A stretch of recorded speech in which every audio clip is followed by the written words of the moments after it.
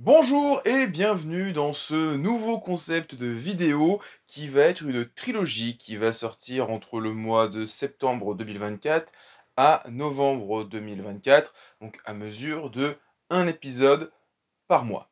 Le principe est simple au vu du titre, hein, j'aime pas, bah je vais parler de choses que je n'aime pas dans la communauté manga. Alors souvent des termes. Alors je vais le dire direct, je n'attaque personne. Il y a personne qui est visé personnellement, c'est vraiment des termes qui sont utilisés par beaucoup de monde et des termes que j'aime pas forcément. Alors, pas toujours des termes, il y a aussi des choses, mais vous verrez avec les 3 vidéos qui sont en plus liées les unes aux autres. Donc, matez les 3 vidéos. Bon, je vous dis pas d'attendre les 3 vidéos pour la mater, mais matez les 3 vidéos pour peut-être bien comprendre mon état d'esprit d'une personne qui est aigrie.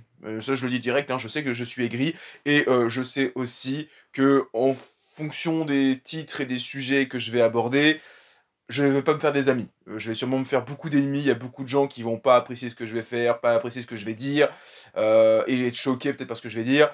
Heu, voilà, hein, mais encore une fois, hein, je ne vise personne. Si tu te sens visé par ce que je dis, c'est pas personnel. C'est vraiment, tu es une personne parmi tant d'autres. Désolé, par avance pour la balle perdue. Tu es pas visé du tout.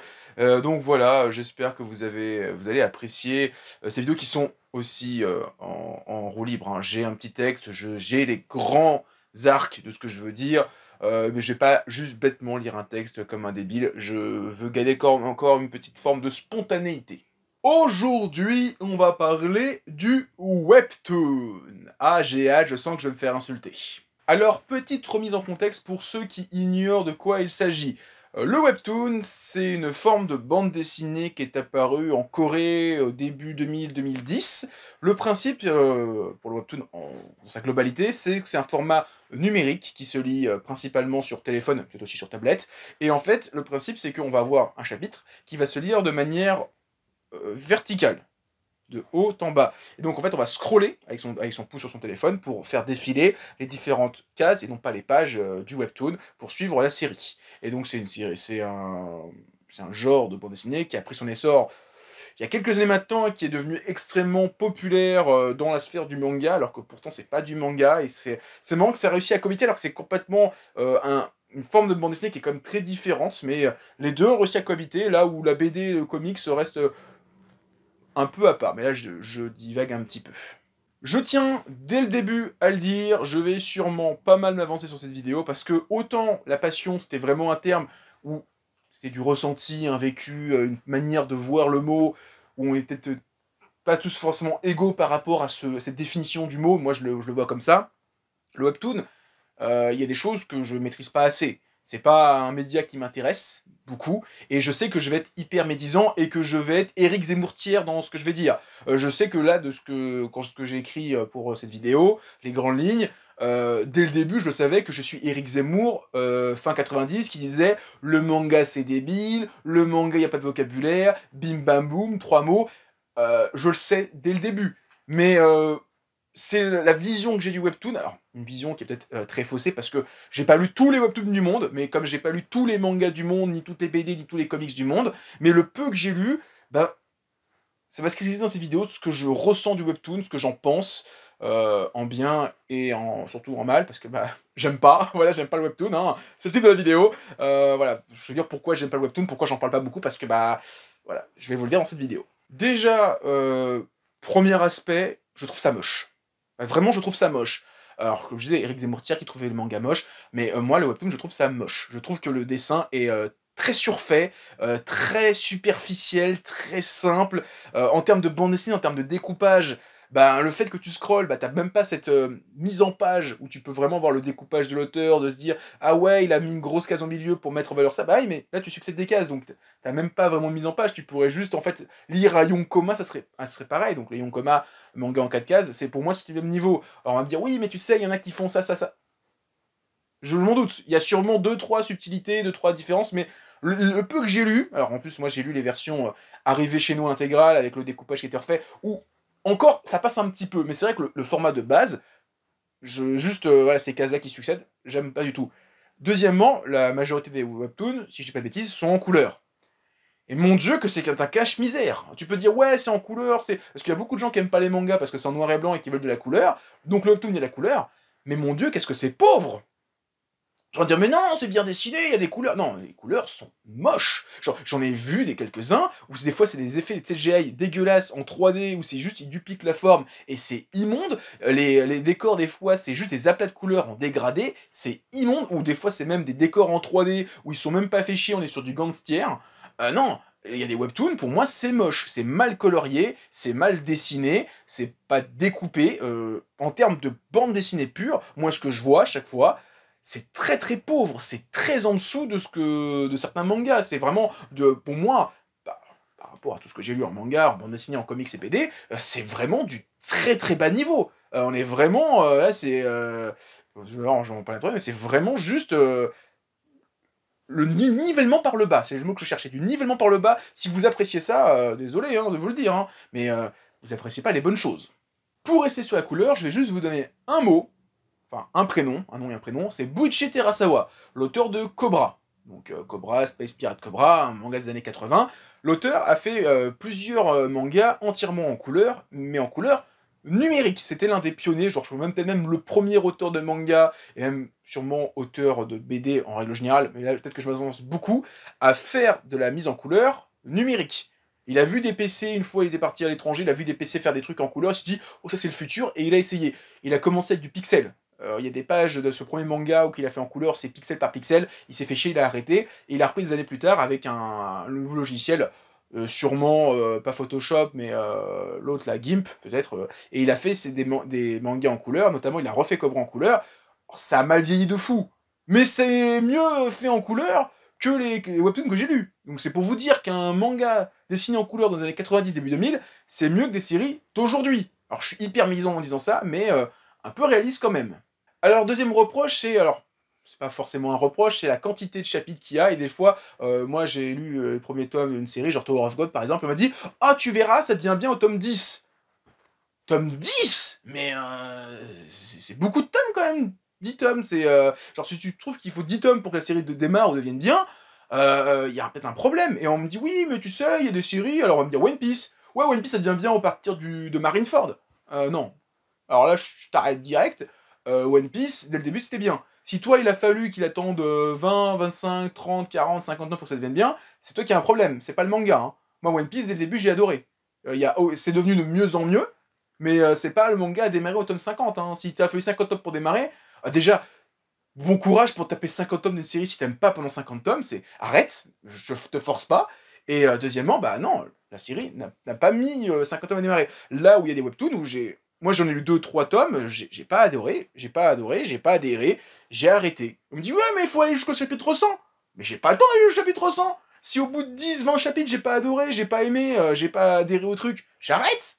Et en fait, c'est là où il y a des gens, dans leur manière de consommer le webtoon, c'est un peu, alors là je suis hyper médisant encore une fois, hein, de toute façon c'est les j'aime pas, c'est la médisance totale. Hein. J'aurais dû appeler ça aussi, je suis médisant. C'est qu'il y a des gens, quand ils consomment le webtoon, c'est du binge-watching total. C'est vraiment, j'ai vu des gens dire, ouais j'ai lu, alors je sais plus quelle série, genre il y a 600 chapitres, on m'a dit, j'ai tout lu en 2 jours. Mais comment ça tu lis 600 chapitres en 2 jours? Alors, même si ça fait peut-être pas 600 chapitres de One Piece, ou de Naruto, ou de Bleach, enfin tu me dis, même si c'est 50 tomes, mais 50 tomes, j'ai pas, moi je peux pas lire 50 tomes d'un manga en 2 jours, j'ai pas le temps, je peux pas consommer cette quantité-là, c'est pas possible. Et en fait, j'ai l'impression que le webtoon, c'est vraiment du binge-watching, on t'envoie une quantité gargantuesque de titres, surtout que le média est assez récent en France, mais il y a quand même pas mal de séries qui sont assez anciennes et qui ont 500 chapitres à sortir, et donc qui peuvent être consommés en grande quantité par des gens qui veulent consommer énormément. Et moi, c'est plus ma manière de consommer. Moi, le manga, vous voyez avec le marathon Dragon Ball, j'aurais pu lire Dragon Ball en 2 semaines ou 3 semaines, hein, lire les 37 tomes, les 36 tomes, 34 tomes, je sais plus exactement, en quelques semaines. Je l'ai fait hein, pour l'habitant de l'infini, mais je l'ai regretté pour l'habitant de l'infini, et je voulais pas le regretter pour le Dragon Ball, et donc je lis un tome toutes les semaines. Et franchement, j'apprécie cette lecture, de prendre mon temps d'apprécier. Le webtoon, j'ai l'impression que c'est juste, il faut pas que tu réfléchisses, il faut que tu consommes, et à la fin, tu sais pas de quoi ça parle, parce que tu as juste vécu l'instant présent. Donc je disais avec la passion de la hype, hein, c'est juste vivre l'instant présent et t'oublies. Et Netflix, je me souviens à une époque, quand les séries sortaient, avec mon frère, on avait l'habitude de les binge-watcher, et en fait à la fin on se disait, je me souviens du premier épisode, du dernier épisode, et entre les deux, je me souviens de rien. Et j'ai pas envie de revivre ça avec des séries, avec des films ou avec des mangas. Et c'est ça que je ralentis des fois mon rythme de lecture parce que je pourrais tout lire rapidement, mais je préfère prendre mon temps pour savourer, avoir le temps de digérer ce que j'ai lu, de m'imprégner, d'infuser ça en moi avant de passer à la suite. Et Dragon Ball, je l'ai lu un nombre incalculable de fois le manga. Là, c'est juste apprécier tranquillement le titre, pas avoir à le binge-watcher parce que je l'ai lu plus d'une fois en quelques semaines parce que ça se lit vite en plus Dragon Ball. Et là, je prends mon temps, j'apprécie. Et le fait d'attendre, d'avoir cette frustration, bah, j'apprécie ça. Et j'ai l'impression qu'avec Webtoon, il n'y a pas cette frustration-là parce qu'en fait, les gens ils dévorent tout d'un coup et ils passent à autre chose. Et après, la dernière chose, alors là, c'est purement comment est le Webtoon. Je n'aime pas ce format-là. Voilà, j'aime pas ce format numérique. Alors, j'ai rien contre le manga numérique, les œuvres numériques, parce que j'ai acheté une tablette et je trouve ça tellement plus agréable de lire un manga, surtout quand t'as une 13 pouces, pouvoir avoir un manga qui a le format perfect en double page, donc t'as un format plus grand que si t'avais deux tomes perfect côte à côte. C'est vraiment agréable quand c'est des grands formats, mais quand t'as des mangas style Dragon Ball Pastel, où c'est du tout petit format, t'as un format qui est encore plus agrandi, t'as encore plus l'impression de savourer les pages, les détails, etc. C'est agréable. Pour les BD comics, c'est pile poil la taille d'un BD comics, et donc vraiment, t'as le format, quand tu le mets en portrait, t'as vraiment la pleine page, et tu peux savourer aussi, et en n'ayant pas l'effort à faire de tourner la page, et en misant aussi un peu la place, le coût. Alors, j'ai rien contre le numérique, mais je suis pas du tout fan de cette manière de consommer, de juste, je scroll. J'y arrive pas. J'y arrive pas à juste scroller. Alors peut-être que sur tablette ça passe mieux, c'est peut-être moins ce mouvement, mais en fait j'ai l'impression que c'est juste tu scrolles, tu scrolles, tu scrolles, tu scrolles, tu scrolles, tu scrolles, tu scrolles, tu scrolles, pour arriver au chapitre, à marquer chapitre suivant et t'appuies sur suivant. Et en fait tu fais juste défiler les informations sans avoir le temps de les savourer, les imprégner. Ce qui, je disais un petit peu avant, juste tu binge watch. Et j'ai du mal avec cette manière de consommer. Et alors, je vais pas dire que c'est tout le monde fait comme ça, mais je l'ai vu une fois ou deux à Japan Expo dans les queues, et je vois des gens sortir leur smartphone, ils sortent un webtoon, et ils font ta ta ta ta ta ta, et ils passent au suivant, et je me dis, mais il a le chapitre, il a lu en une minute. Genre, c'est abusé, quoi, ça va trop vite. J'ai l'impression qu'il a même pas le temps de lire les bulles. Il a juste survolé les images. Et j'aime pas cette manière d'appréhender la BD en règle générale. Voilà, j'ai vraiment du mal avec ça. Moi, j'aime prendre mon temps, et donc le webtoon va peut-être un peu trop vite pour moi, donc ce qui fait que bah, j'aime pas ça. Bonjour, je suis le Mangas du futur, j'espère que vous allez bien. Alors je suis en train de finaliser la vidéo webtoon, enfin j'aime pas webtoon qui sort bah, pour moi demain, mais pour vous qui est en ce moment, parce que je me suis rendu compte que j'ai oublié de dire un dernier passage lorsque j'ai fait les 3 vidéos, je les ai enregistrées le même jour, c'est sur la raison pour laquelle le webtoon fonctionne, enfin fonctionne sur un certain public. Parce que, alors, j'ai pas fait d'études de marché, mais j'ai quand même l'impression qu'une grande majorité des gens qui consomment du webtoon sont plus jeunes que moi. J'ai l'impression que c'est vraiment la tranche 10, 20, 25 ans. Moi, je suis dans la trentaine. Et je pense savoir pourquoi. C'est que j'imagine qu'un jeune qui a 10, 15 ans, qui commence à regarder des mangas, à lire des mangas ou à regarder des animés, et qui, genre, on peut insérer n'importe quelle série récente, hein, Dandadan, Chainsaw Man, Jujutsu et Masha, même si c'est un peu plus vieux chez Masha, on va dire Spy Family, il met ça sur internet, il dit sur Twitter, il dit « Ah, j'ai commencé Spy Family, c'est trop bien !» Et là, tu dois avoir je sais pas, une armée de trentenaires, quarantenaires, mecs qui ont 50 balais, de vieux aigris, j'en fais partie, hein, qui lui tombent dessus, ça j'en fais un peu moins partie, et qui vont dire « Quoi ? Tu commences les mangas, mais tu connais pas... » Alors insère n'importe quelle série des années 80-90, du Club Dorothée et d'après, hein, donc tu connais pas Senseiya, Hokuto no Ken, Dragon Ball, One Piece, Naruto, Bleach, enfin voilà, toutes les séries qui ont, on va dire, 90, début 2000, tu dis « Ah, tu connais pas, t'es pas un vrai !» Donc le gamin qui commence le manga, il se retrouve avec une liste longue comme mon bras de séries à regarder, qui sont plus ou moins intéressantes, que ce soit scénaristiquement ou graphiquement, et donc bah, on va lui dire « Ouais, faut que tu lises, je sais pas, je dis une connerie, Senseiya ». Ah, le manga, il a quand même pris un coup de vieux, je le relis avec le marathon de Capsule Manga, lui comme moi, on est d'accord, hein, le manga, il a pris un coup de vieux graphiquement. L'animé, moi j'adore, mais je pense que quelqu'un qui est biberonné à des séries plus récentes, pleines de Sakuga, Senseiya, c'est un peu vieux. Et donc forcément, il va commencer à avoir plein de séries, il va être peut-être un peu dégoûté du manga, et dire vous me saoulez les gars avec vos séries de vieux. Bah là où le webtoon, est tout à découvrir. Le webtoon, ça a 10-15 ans, c'est un média qui est encore récent, il n'y a pas 150 000 séries à découvrir, et au pire, t'en as 3-4 qui sont, on va dire, des très grosses séries, qui sont un peu les masterpieces, où tu peux vite les lire, et passer à autre chose. Là où le manga, il y a quand même une histoire assez importante, hein, genre rien qu'en France, on va dire on va dire que si on s'arrête au Club Dorothée, c'est déjà 30 ans d'histoire. Mais il y en a qui vont dire: «Ouais, mais avant le Club Dorothée, il y avait la 5, il y avait des trucs sur la 3, il y avait, bah, tout ce qu'il y avait avant, Goldorak et cetera». On peut même remonter à 30, 40 ans d'histoire, mais rien qu'au Japon, si on monte à Tezuka, c'est les années 50. C'est-à-dire qu'il y a quasiment un siècle d'histoire pour le manga. Ce qui peut effrayer les jeunes qui veulent juste bah, consommer une petite série tranquillement, sur la famille, etc. Et donc il y a des vieux aigris qui vont un petit peu les dégoûter, et je comprends pourquoi ils partent vers le webtoon.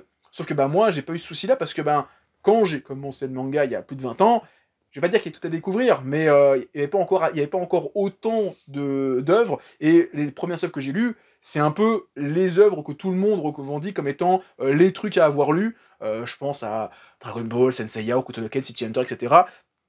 Après, un peu quelques années plus tard, j'ai découvert One Piece, Naruto, Bleach, etc. Et là, c'est un peu les œuvres, pour beaucoup, qui sont les fondamentales. Bah ouais, mais forcément, quand tu débutes le manga ou le webtoon, ça fait quand même One Piece 100 tomes à lire, Naruto 70 tomes à lire, Bleach 70 tomes à lire. Ah, ça fait des séries, t'es quand même à quasiment à chaque fois à plus de 50 tomes à lire, ça fait beaucoup. Et je peux comprendre que ben, tu préfères aller vers du webtoon où il y a tout autant de chapitres, mais en fait, t'as 3-4 grosses séries à lire, parce que c'est les grosses séries à lire pour être entre guillemets légitimes, et c'est tout. Donc forcément, ouais, je comprends pourquoi le webtoon fonctionne, mais ben, encore une fois, hein, comme je dis, hein, moi, la mayonnaise ne prend pas sur moi. Donc voilà, vous savez maintenant pourquoi j'aime pas les webtoons, et le mois prochain, on terminera cette trilogie avec j'aime pas les mangas next-gen ou new-gen. Encore une fois, je sais que je vais me faire pas mal d'amis en faisant cette vidéo, j'ai hâte.